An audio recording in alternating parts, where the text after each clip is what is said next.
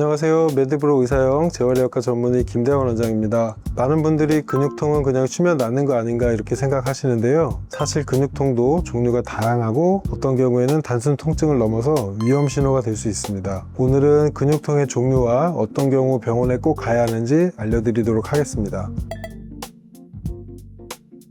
네, 근육통이라고 다 똑같은 건 아닌데요. 크게 발생 기전과 원인, 양상에 따라 분류를 할 수 있습니다. 첫째, 발생 기전별로 나누면 과사용으로 인한 젖산 축적이나 근세포 손상에 의한 피로성 통증, 탈수나 전해질 불균형으로 오는 근경련성 통증, 근막의 압통점이 생기는 근막 통증, 혈류 공급이 부족해서 생기는 하혈성 통증 등이 있습니다. 둘째, 원인별로는 운동이나 외상으로 생기는 근육 손상, 감염이나 염증, 갑상선 기능 저하 같은 전신질환, 그리고 섬유근통 같은 만성질환도 원인이 될 수 있습니다. 셋째, 발생 양상별로 분류하면 운동 직후 나타나는 급성 근육통, 하루나 이틀 뒤에 발생하는 지연성 근육통이 있고 3개월 이상 가는 만성 근육통이 있습니다. 즉, 근육통이라고 해도 원인과 기전에 따라 전혀 다른 질환일 수 있다는 거죠.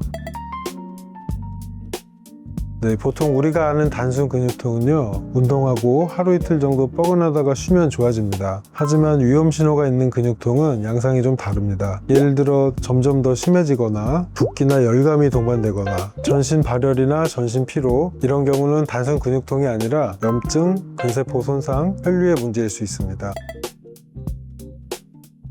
네, 우선은 진단을 정확히 해야 합니다. 신체 검사와 함께 필요하면 혈액 검사로 근육 효소 수치나 전해질 상태를 확인하고요. 횡문근 융해증 같은 경우에는 근육세포가 파괴되면서 마이오글로빈이 혈중으로 유리되고 신장을 통해 배설되기 때문에 소변 색깔이 진한 갈색 또는 콜라색으로 변합니다. 그래서 소변색도 감별 포인트가 됩니다. 또한 초음파 MRI 등의 영상 검사로 근육의 손상을 직접 확인하기도 합니다. 치료는 원인에 따라 다른데요. 운동 후 발생하는 조기 또는 지연성 근육통 같은 피로성 통증은 휴식과 냉, 온찜질이 도움이 되고, 근경련성 통증은 전해질 교정과 약물 치료가 도움이 됩니다. 근막 통증은 근막 통통 유발점 주사 치료나 체외 충격파 또는 도수 치료가 도움이 됩니다. 위에서 말씀드린 횡문근 융해증의 경우에는 급성 신손상 또는 고칼륨 혈증에 의한 부정맥 등의 심각한 합병증을 초래할 수 있어 빠른 진단이 중요하며, 조기 수행요법과 전해질 교정, 심한 경우에는 혈액 투석이 필요할 수 있습니다.